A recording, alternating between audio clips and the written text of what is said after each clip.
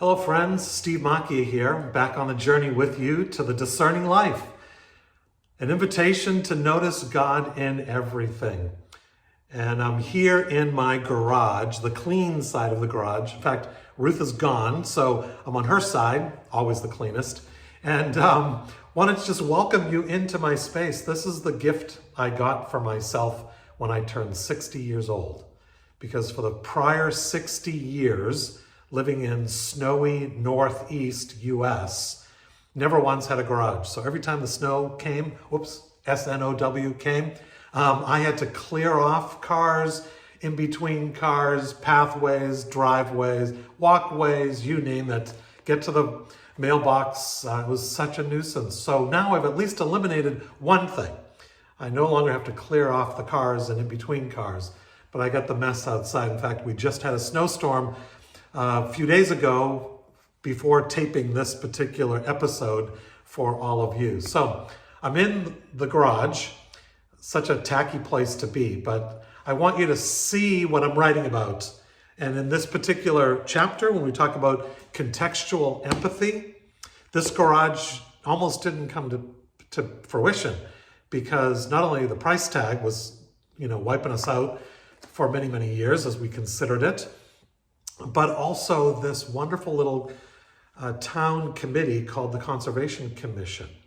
And the Conservation Commission, because I have woods across the street and a little brook, a little stream, a little bit of stream of water, because there's water there, the commission said we needed to put our rainwater from this single roof only, not the rest of the house, just this one, into a containment basin. So in my front yard, I have a big drum. It's hundreds of gallons wide and long and underneath the ground, where all the rainwater from my garage enters into and gets stored there. And when it gets filled up, then it drains out so it doesn't destroy the little brook and the woods across the street. This is what kept us from this project for over a decade. But when I couldn't convince Ruth, time to move elsewhere, we're going to stay here, well, here came the garage. Context matters when you talk about discernment. You don't make discernment and you don't make life decisions, you don't live life, you don't have relationships, you don't even have a spiritual life in isolation. Everything is within context. And that's what I tried to emphasize in this particular chapter, that we need to have contextual empathy.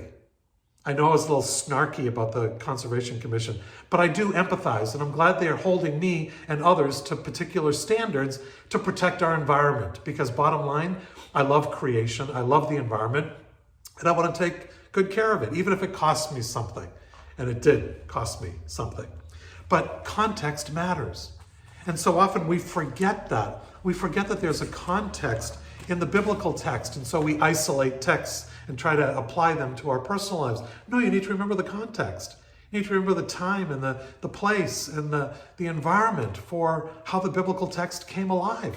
And the same with our personal lives and our journeys together. And if we're going to have a discerning life, it means that we care about our context, not just about ourselves. It's not just about me, and isolate what you can do for me. No, it's a context and an empathy. So I want to encourage you to have empathy. I'm trying to find the page at the end of the chapter, because the practicing a preference for God for this chapter are important. Because the first is context. That's the spiritual practice. What is it in the context of your discernment?